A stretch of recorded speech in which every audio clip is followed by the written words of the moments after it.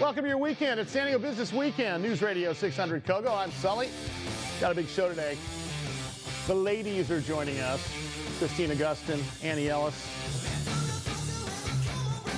And of course, the inimitable Tom Del Beccaro. We have a couple other surprises for you coming up here.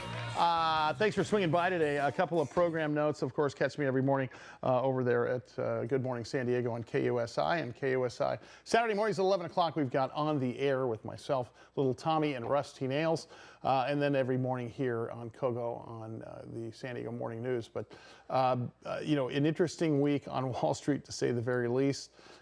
What's interesting was two things. Number one, October 28th, which was Wednesday, is historically the best day of the year going back, you know, I don't know, to 1950 for stocks. And as a result of what happened yesterday, that sort of killed, or I beg your pardon, Wednesday, that sort of killed that whole notion there. The second best day of the year for stocks is the day after Christmas. But man, we've had a lot of volatility in the market. And what's interesting is we've had this unshackled U.S. economy that is expanding at a record 33+ annual pace in the third quarter as we began to recover from the coronavirus epidemic or pandemic. And you know, there's a but. There's always a but. You always hear me say that to Ted and LaDonna. The historic rebound this summer has already tapered off because there is a fresh viral, outbreak. And the long story short is that you're seeing France and Italy go back into lockdown. And that is what the catalyst was for this week. Monday, we had a pullback. Tuesday, we went sideways. Wednesday, we had a big pullback. This is all because of three things. We got stimulus on the brain, and we're not going to, those hopes are faded completely until future notice. We've also got COVID on the brain for the reasons I just told you. And then we are just days away from a presidential election.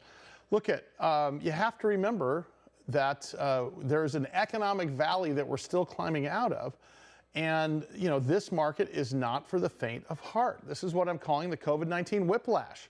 You know, stock futures in the mornings are pointing, higher to a bounce, and all of a sudden you see them pulling back 400 or 500 points, at least on the Dow. And look, with the U.S. election just a few days away and plenty of worries on how the nation's pandemic fight are going to shape up, the markets run on fear and greed. We are in a fear cycle right now, and I can't imagine it's going to change. Here to join us here, my good friend Christina Gustin, the smartest person in money, RKG Wealth Management, UBS Financial. She is not a sponsor of the program, but she does handle my money and a lot of my friends' money. And I'll tell you, people are jumping ship this week, Christina. A lot of this was profit taking, in my opinion. I think it was a sell-off as the vote nears. Obviously, because the virus spreading, obviously the fiscal hopes are crumbling. It's a little all of the above. Do you agree with that? Well, thanks for having me, first of all. You just said a couple of really important things about this week. It was incredibly volatile. There's no doubt about that. But I think what it's easy to lose sight of when you're watching the headlines is that there is still some good fundamental news coming in. Coming into this week, we had some pretty good earnings numbers so far.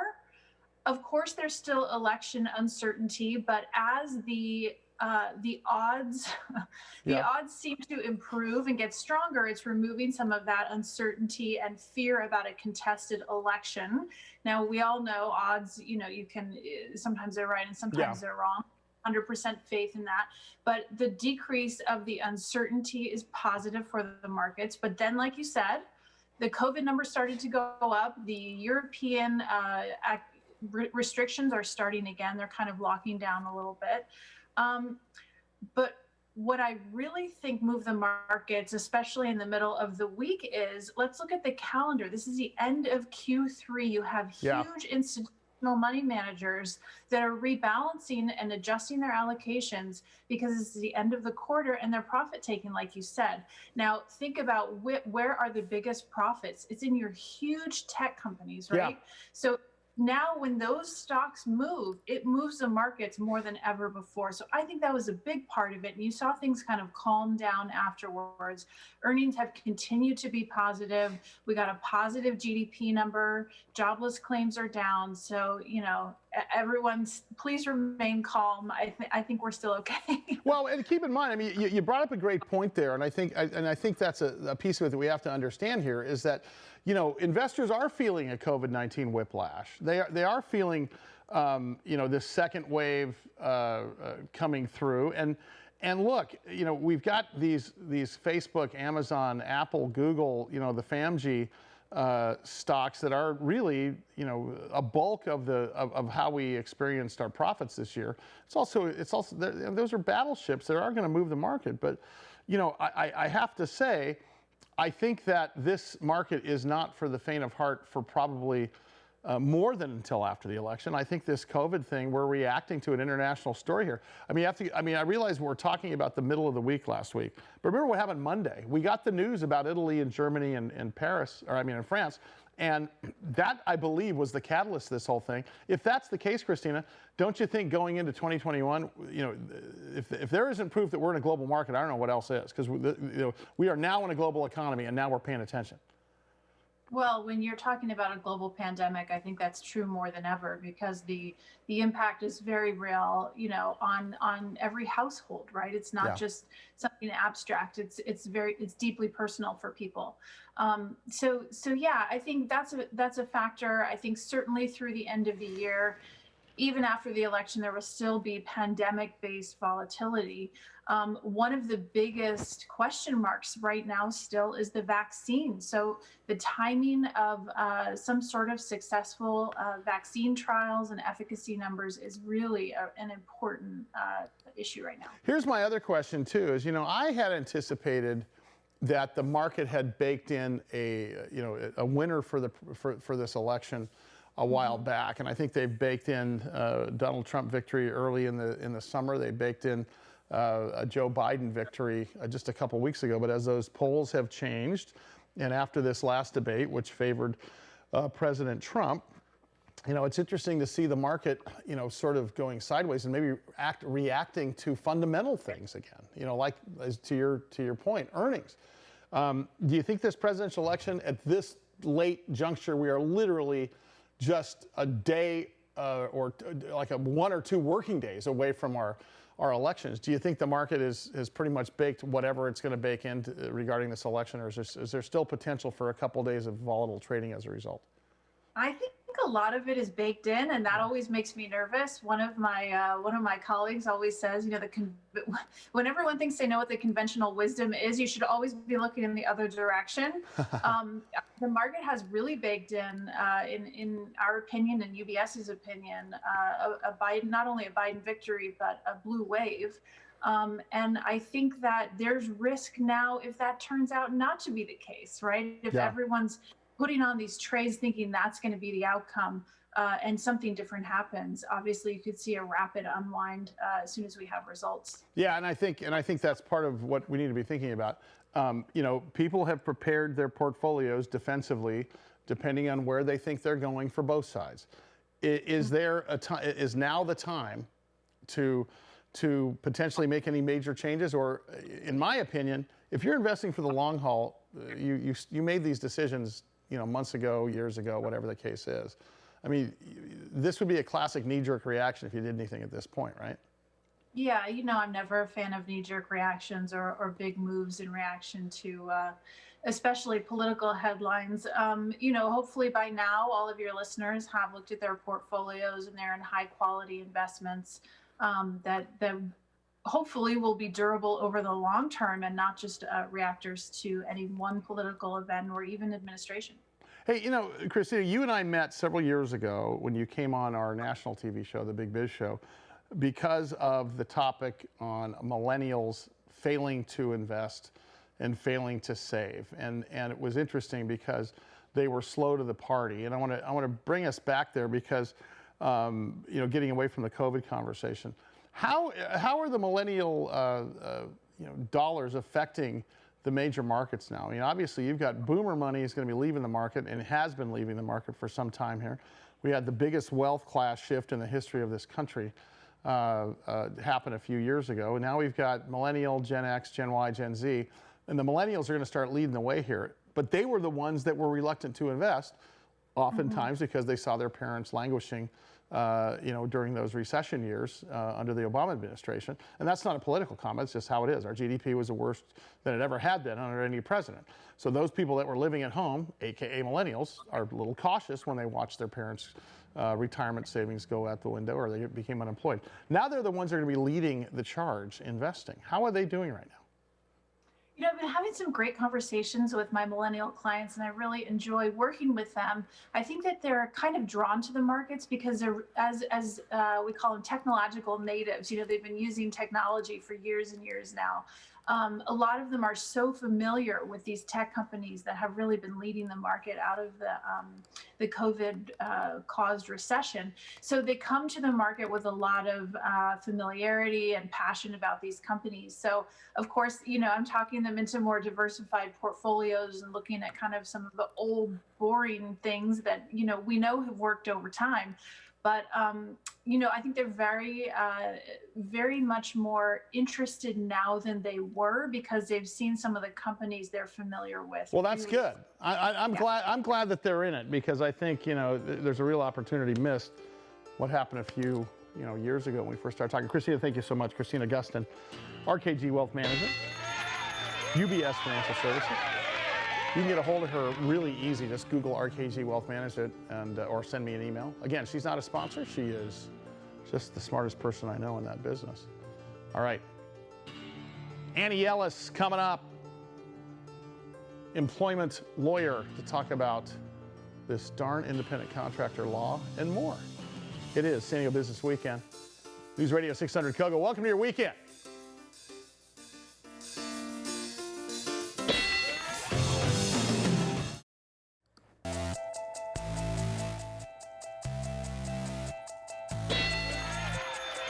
Hey there, News Radio 600 Kogo. Welcome to your weekend as we continue with San Diego Business Weekend.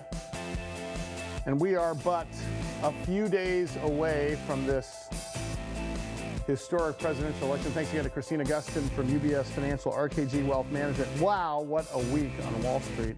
But let's turn to the workplace because lots of stuff going on with the potential reversal of the independent contractor laws coming up. Here to talk about that today, our good friend and regular contributor to the program, Ellis, and we're going to get to her in just one second. A reminder, show notes at 11 o'clock on Saturday on KUSI, on the air with myself, Little Tommy, and Rusty Nails.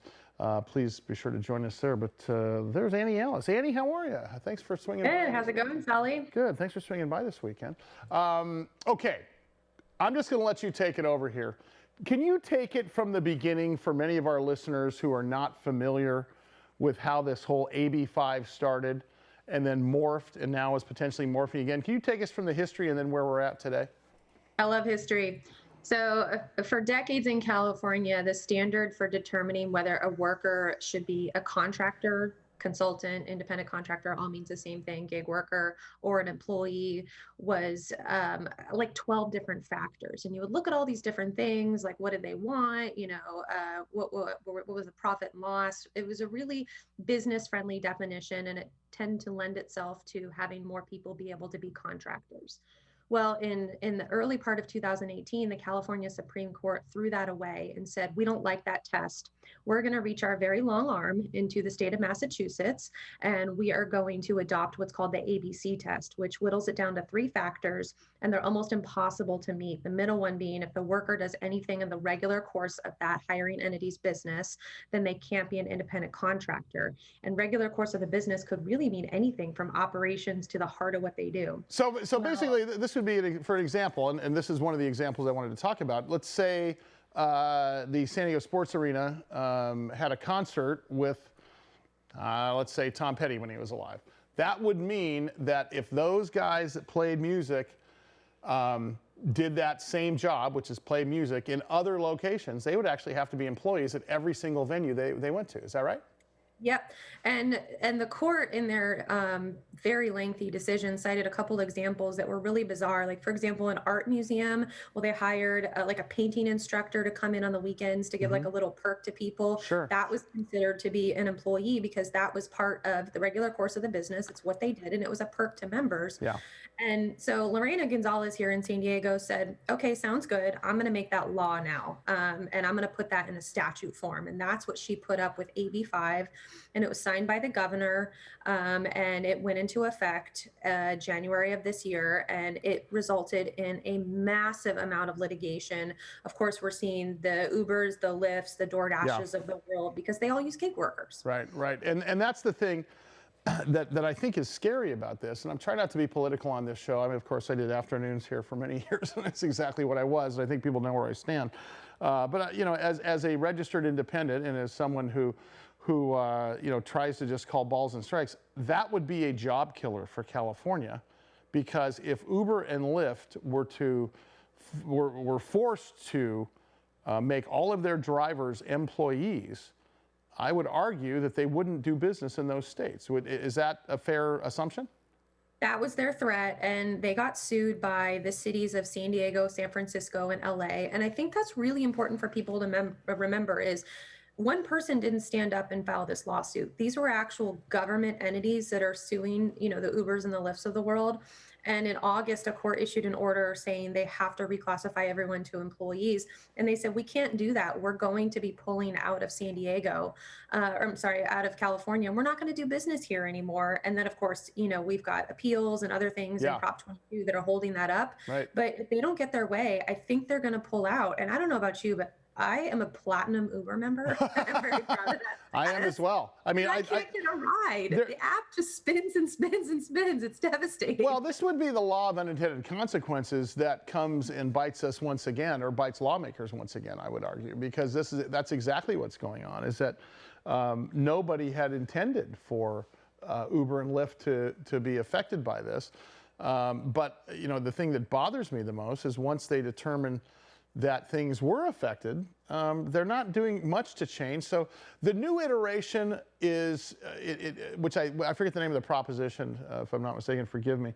But the new iteration sort of solves those problems, correct? I mean, in your opinion, does it go far enough? Well, I'm a lawyer, so I never talk in absolutes. Yeah, right, sure. It's Prop 22, and it creates for this industry a reasonable resolution. They're going to remain contractors, but there's sort of a threshold on how much they must be paid. It gives them benefits. You can kind of think of it as a hybrid, even though it's not, because you're either a contractor or you're an employee, but it's a hybrid in the sense that you're getting a lot of things that employees will be entitled to. But Sully, it doesn't help other industries. It is only the rideshare and food delivery driver industry, and in my opinion, doesn't go far enough. What is, you know, if you were, you know, you're an attorney, so this is a weird question to ask you, but if you're a betting person, do you think Proposition, is it 22 you mentioned, is that going to pass in your opinion? I do think it's going to pass, and if for no other reason than if you spend $200 million on a prop in California and you can't get it to pass, then I think that shows something about the process. At least it will show that money can't buy you a law, but they have dumped so much into this. I'm sure you've seen the ads. Sure. Uber actually got sued last week because they're putting pop-up ads on their app for the drivers to see, trying to get them to favor Prop 22. So they got another lawsuit out of that, but they've just invested so much money in this. So the long story short here is that, you know, when we are looking to do a money grab in the state of California, this is how we do it. And you know, it's something we haven't talked about here. But a big piece of this is not just employer protections. A big piece of this is a money grab. Don't you agree? Oh, absolutely. I think there's been a lot of talk about, well, if Uber can buy its way out of AB 5, what does that mean for the rest of employment laws? Can another industry buy its way out of their particular issue? And that's what I'm seeing plaintiffs' attorneys who represent these workers talk about. It did just open a Pandora's box. Yeah. Annie Ellis is our guest here, and she, of course, is an HR employment attorney here in San Diego.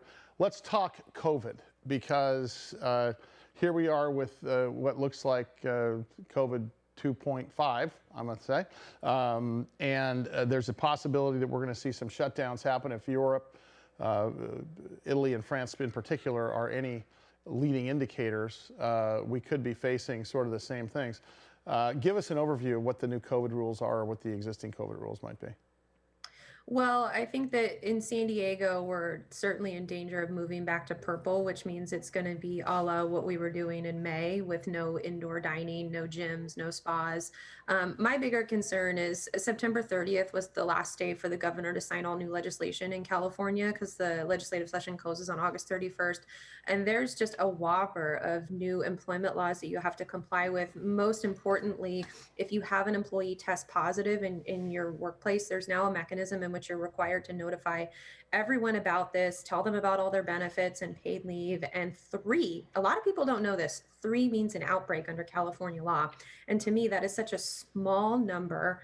And that is going to trigger an enormous number of OSHA procedures starting January 1st. And it's really burdensome for employers to comply. Well, here's the question is, doesn't that violate, like, let's say, God forbid, I tested positive for COVID. I don't want everybody to know I tested positive for COVID. Doesn't that violate my rights under HIPAA? Yeah, so it's a good point. When you do the reporting mechanism, the information that like OSHA and the carrier get, or your workers' comp carrier, they're going to have your information, but the information that your fellow coworkers are going to get are not. But that being said, you have to tell them if they were a close contact. So if you work in, I don't know, the custodial department or something like that, and there's 5 employees, well, you've got 4 other people to figure it out. Everyone knows people are human beings. They gossip, they figure it out. So I think it is a real problem. We have had employees resist the reporting requirement to government agencies saying, I don't want my name going to the county because is that going to put me on some kind of list somewhere? Yeah, well, no, and that's the danger, right? I mean, that's the, that would be the COVID no-fly zone or no-fly list, I guess. That could potentially affect a lot of things going forward. And speaking of going forward, this is going to end at some point. But you're an employment attorney, and you know that just like 9/11 changed the way we all travel, even today, this is going to change something in our lives going forward, long when it's gone. And it's going to be long gone at some point. We're going to be, it's like the gas lines of the 70s, these different snapshots in our lives that we've all lived through. Someday we're going to look back and go, God, remember those days when we were wearing masks. But what do you think some of the employment metrics that have changed and are in place now, which of those do you think are going to remain long past COVID, in your professional opinion? I think the health and safety and the cleanliness of the workplace is going to be something that's a lot more emphasized. That's not such a bad thing. I mean, no, it's not. I love social distancing. I think it's great that we have hand sanitizer everywhere. People are dirty. But I think the flexibility is the big thing. So before it was, oh, you're working from home, that must mean you're slacking off. I think that's going to be a lot more acceptable now. Yeah. Having different kinds of schedules, intermittent, I work 2 days at home, I work 3 days in the office, or, we're just going to do things by Zoom instead of in person. So I don't think that's going anywhere. And that's probably going to be the biggest impact. I think efficiency is going to go up as well, and understanding of family issues at home. Yeah, and I think one of the issues too is that I think that we have some growing pains here, Annie, and I think part of this, we're throwing the baby out with the bathwater a little bit. At the same time, we are also giving knee-jerk reactions. At least lawmakers are. And I think they're going to have to walk back a few things. They're going to have to enforce a few more things. I think as we get closer to the end of this thing, I think it'll become clear which stuff needs to stay and which stuff doesn't. Annie, thank you so much. Annie Ellis, AnnieEllisLaw.com. Business-friendly solutions for employment law needs. She is not a sponsor. She's just a smart attorney representing businesses in California with their employment law needs. Go check her out. All right, Tom Del Beccaro, author of the book, The Divided Era, going to be our political analyst this morning. San Diego Business Weekend. Welcome to your weekend. It's News Radio 600 KOGO.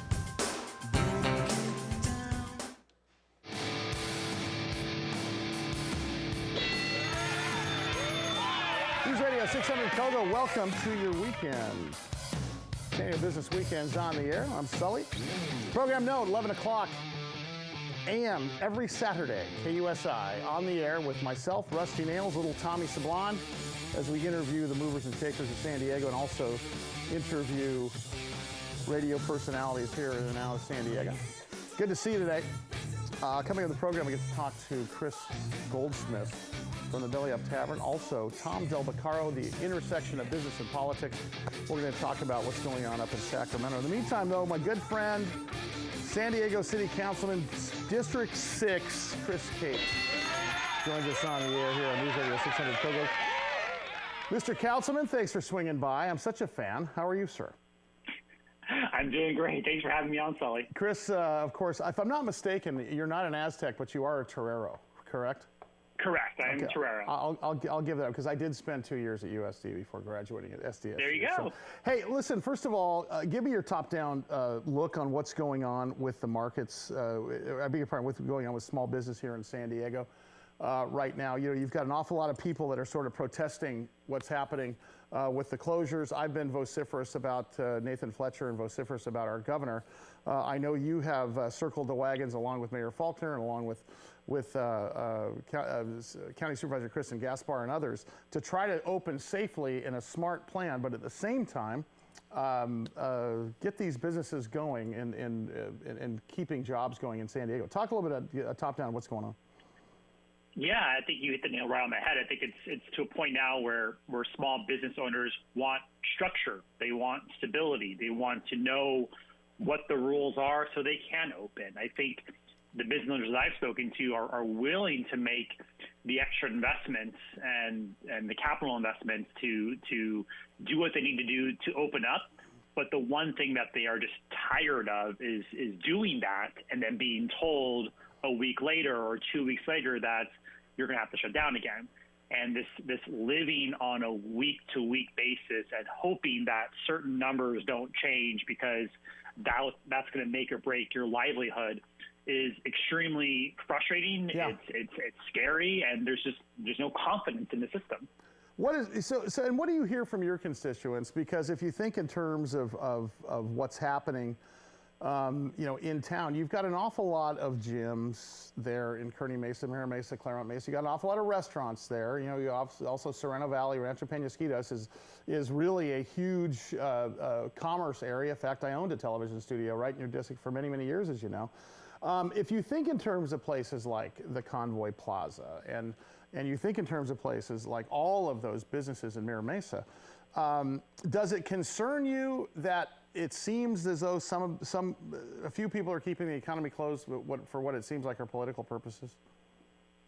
Absolutely. I think it's not only concerns me, but it concerns the business owners as well too. And I think I commend the mayor and my colleagues on the council. I mean, we would try to be proactive in trying to provide solutions.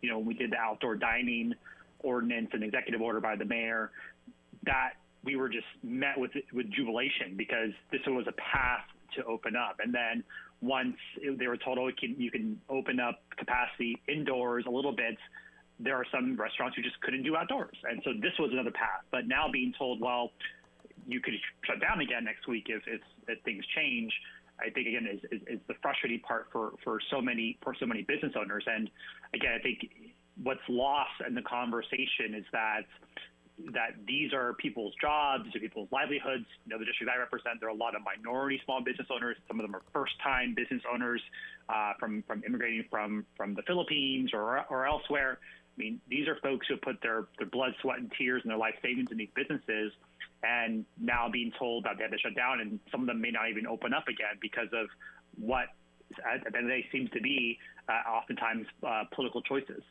So here's a question.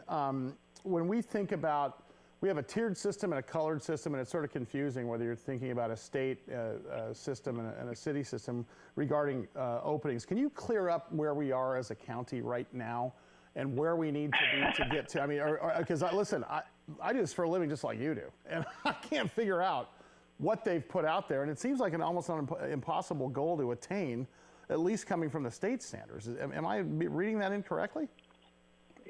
Not only are you confused, I'm confused oftentimes as well too. I mean, I think we're currently in what's called the red tier, and I think the one that we were trying to avoid is called the purple tier. If I get my colors mixed up, I apologize.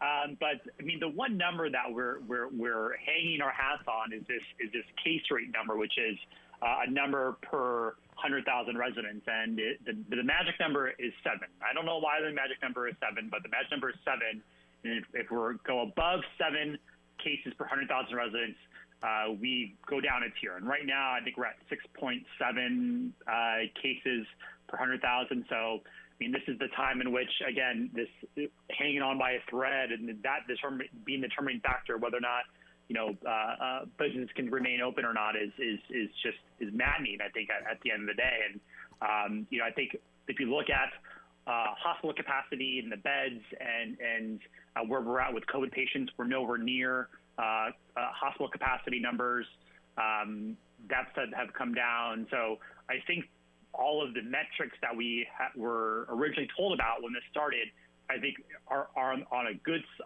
plane, a good site. But this case per 100,000 is the one that it seems to be tripping us up, and for whatever reason, it's determined by the state. San Diego Councilmember Cate for District 6 joining us here on News Radio 600 Kogo on San Diego Business Weekend. And Chris, thanks so much for being so generous with your time. Is there anything that business owners, or is there anything that not just business owners, but the community that wants to open safely? I mean, obviously we're divided here. Some people want to hole up, and I respect that. If you want to stay inside, stay inside. But based upon all of the health issues that we've seen, based upon the rules that they've put out, we've really followed the rules, and we've had you got 20 hospitals that have endorsed a safe opening plan. Many members of the city council, all but one person in the county board of supervisors, the sheriff, the county chief clinician, the county chief medical officer, really rooted for a safe opening of San Diego in terms of writing a letter to the governor and so on and so forth. Is there anything the population can do? Is there any way we can be proactive in pushing, for example, County Supervisor Nathan Fletcher or Governor Gavin Newsom? Or is this just all going to end the day after the election, like I have said a number of times? I think there are some elements of truth in that statement, to be quite honest with you, Sully. I mean, it is the silly season. We're 40 days away from an election or whatever the number is. I think there is some kernels of truth in that. But at the end of the day, I think it's to let us as policymakers know how you feel, and calling us, emailing us, getting us on social media, whatever. I mean, we do monitor that. We do listen. It's something where we want to be cognizant of the fact of what's being heard and what's being told and what's being discussed throughout our districts that we represent, especially from the business community standpoint and our small business owners. For a district like mine that has a lot of small business owners, a lot of them are left pondering because they go to Home Depot, they go to Costco, they go to the grocery stores, and these larger businesses have been open the whole time. And you go to Home Depot any day during the week, it's packed. So why can't we open? That's the mantra they have. Does it do any good to do letter writing, for example? Does it do any good to you always hear about write your councilman, write your congressman. Does that do any good? Because I know you look at to the mayor's credit, and to your credit, and to County Supervisor Kristen Gaspar's credit, you guys have written letters to the governor, and it has worked. But does it need to come from someone in your authority, or can the population cause pressure that way? Yeah, I think the pressure has that kind of domino effect where, the ideas that we're coming up with and promoting and writing, I think that myself and my staff are smart, but we need creative ideas from the people who live this every day.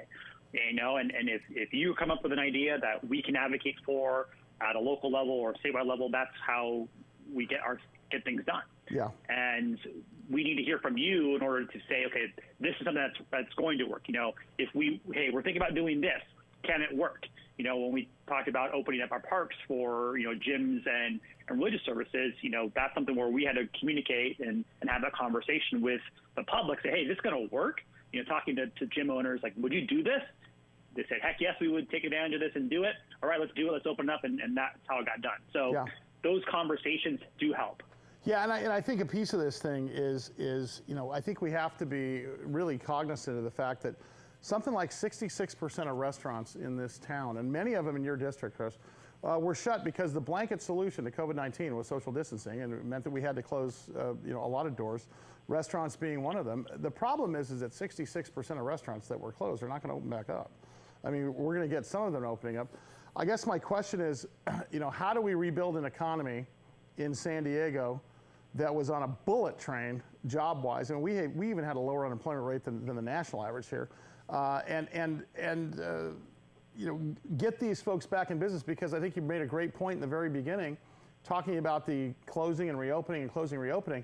You know, for a restaurant, reopening is just like doing a startup, with the exception of the construction cost, right? I mean, you can't, you know, food doesn't store, so you've got to start from scratch. I mean, are there further talks about the city of San Diego helping some of these businesses as we get closer and closer to a full opening? Yeah, I mean, I think that's going to be some very much needed conversations. Yeah. You know, I don't know if we're going to be able to have the funds to do some of these short-term loans or grants again, but there are things that I think we can do, whether it's, you know, waiving fees or deferring certain payments, just make it a little bit easier to start up again, because as you mentioned, all those costs can accumulate and be burdensome and be a deterrent. Yeah, and I tell you what, I love the fact that you and Kersey and you know, Sherman have the political will to do that, and aren't letting politics. You know, there's political will to help the constituents. There's also politics. You guys don't get yourself involved in politics. I'm proud of you for that. Council member Cate, District 6. Buddy, I appreciate your help. I hope to have you back as soon as possible. Stay safe. I hope to talk to you soon. More San Diego Business Weekend coming up. Talk to the belly up. Stand by.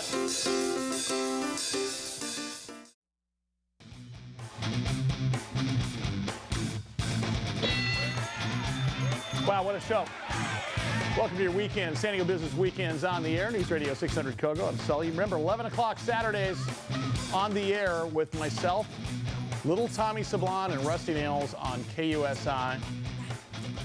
Check out the show.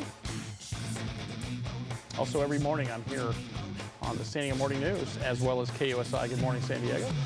And another contributor to KUSI, my good friend Tom Del Beccaro, who also joins me every weekday, or several weekdays anyway, on Big Biz Show with myself and Rusty Nails. He's the author of that book right there, The Divided Era. He's an attorney.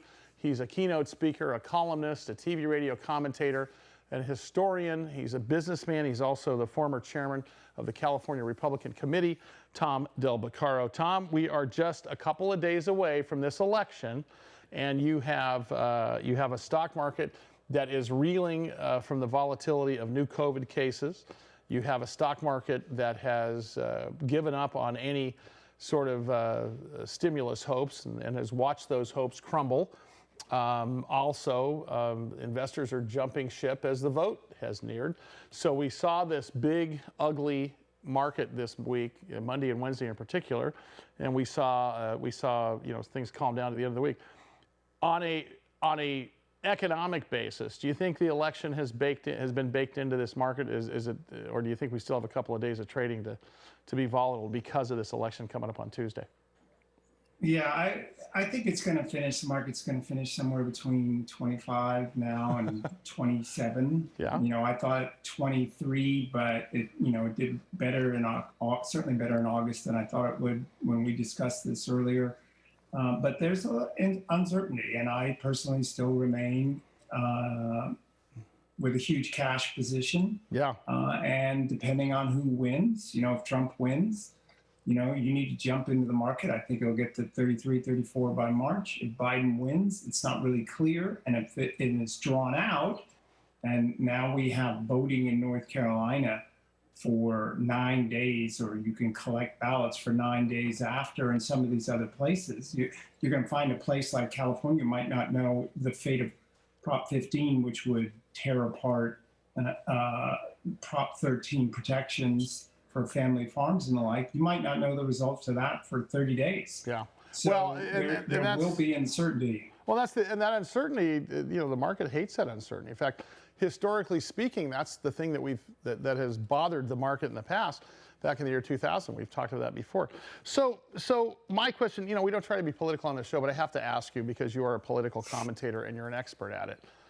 There's been some big bombs dropped in the Biden campaign, especially with this person close to the family that has talked about untoward business with communist China. And as a result of that, it does give some pause to think about the Biden campaign. Is that going to affect voters, in your opinion? You think that'll switch people from independents, particularly that may have been leaning towards Joe Biden, to jump towards Donald Trump? I think it has on the margins. I think for 2 weeks now, all of the momentum that's gone Trump's way. He's picked up 14 points in the Rasmussen poll. There's a Rasmussen poll that says 31% of African Americans are going to vote for Trump. That would be a staggering increase and really no way for Trump to lose if that held. You have him breaking even in Latinos in Florida. So at this stage, with all this momentum, I have Trump winning. I have him winning Pennsylvania. I have him winning Florida. I have him winning Michigan. There's a poll in Michigan with 2,800 people. That's a huge poll. That's like 3 to 4 times the size of a normal poll.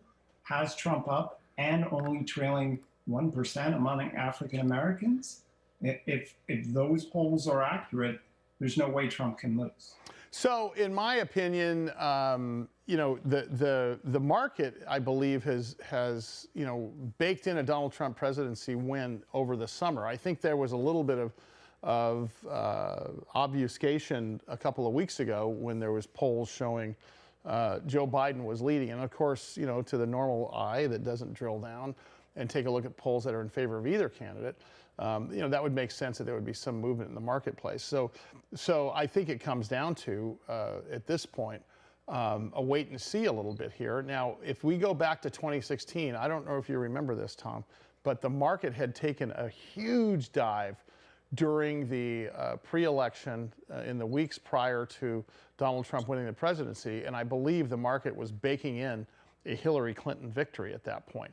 Are we seeing a little bit of the same thing right now happening? As we've seen, a pretty precipitous pullback in the last week and a half? Well, before I answer that, I will say the Trump victory led to a huge increase in the market. No question. And what's interesting is that, look, stock markets typically do better under Democrats, yield-wise, and economies do better under Republicans. Under this president, both of them have broken records. So you're absolutely right. It's been phenomenal. And we had numbers of a 33% third quarter, which is more V-like than you and I expected. And imagine what it could have been if New York and California weren't shut down in the manner which they would. So I do think the market is skittish right now.